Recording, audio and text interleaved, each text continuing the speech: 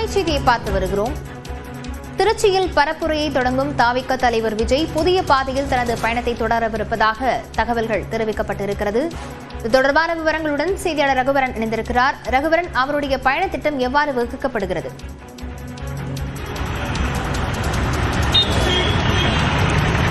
வரும் 13ஆம் தேதி தாவேக தலைவர் விஜய் அவர்கள் திருச்சியிலிருந்து தனது அரசியல் முதல் பிரச்சாரத்தை தொடங்க இருக்கிறார்.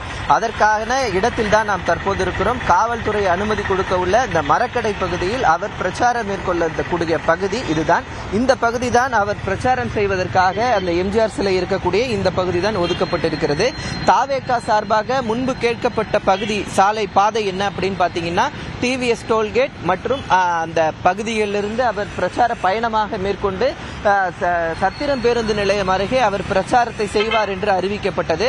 ஆனால் போக்குவரத்து நெரிசல் ஏற்படும், அதனால் புதிய பாதையை காவல்துறை தற்போது ஒதுக்கி கொடுத்திருக்கிறது. குறிப்பாக பாத்தீங்கன்னா டிவிஎஸ் டோல்கேட்டிலிருந்து திறந்தவெளி வாகனத்தில் பிரச்சாரமாக மேற்கொள்ளும் தாவேக தலைவர் விஜய் அங்கிருந்து பாத்தீங்கன்னா டிவிஎஸ் டோல்கேட் பகுதியிலிருந்து சுமார் 5 கிலோமீட்டர் தூரமாக பயணம் மேற்கொண்டு அவர் இந்த மரக்கடை பகுதியில் இருக்கக்கூடிய பகுதியில் இந்த 3 சாலைகள் சந்திக்கும் பகுதியில் அவர் பிரச்சாரம் செய்ய தற்போது அனுமதியானது கொடுக்கப்பட இருக்கிறது. இந்த பகுதியில் அவர் 20 நிமிடங்கள் பிரச்சாரம் மேற்கொள்ள இருக்கிறார். 20 நிமிடங்கள் மேற்கொண்ட பிறகு சத்திரம் பேருந்து நிலையம் செல்லாமல் பால் பண்ணை வழியாக தேசிய நெடுஞ்சாலைக்கு சென்று அங்கிருந்து அவர் நேரடியாக அரியலூர் செல்வதற்கான ஏற்பாடுகள் எல்லாம் செய்யப்பட்டிருக்கிறது.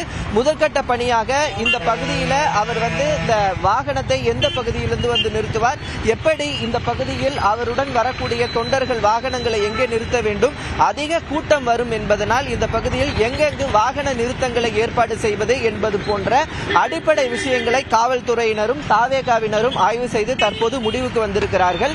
இன்று காலை 11 மணிக்கு மேல் தாவேகாவினருக்கு இதற்கான அனுமதி கடிதத்தை போலீசார் தர உள்ளனர். விஜய் அவர்கள் தனது முதல் பிரச்சார பயணத்தை செய்யக்கூடிய திருச்சி மரக்கடை பகுதியில் தான் நாம் தற்போது இருக்கிறோம். விவரங்களுக்கு நன்றி ரகுவரன்.